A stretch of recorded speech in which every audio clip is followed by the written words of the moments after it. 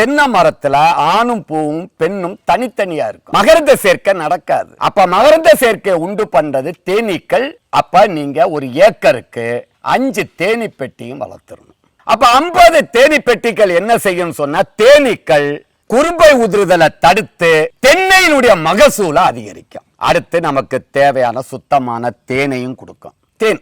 அப்ப தேனீக்களுக்கு உணவு வேணும். அப்ப வேலி ஓரம் கொஞ்சம் முருங்கை செடிகளையும் நட்டு வைங்க.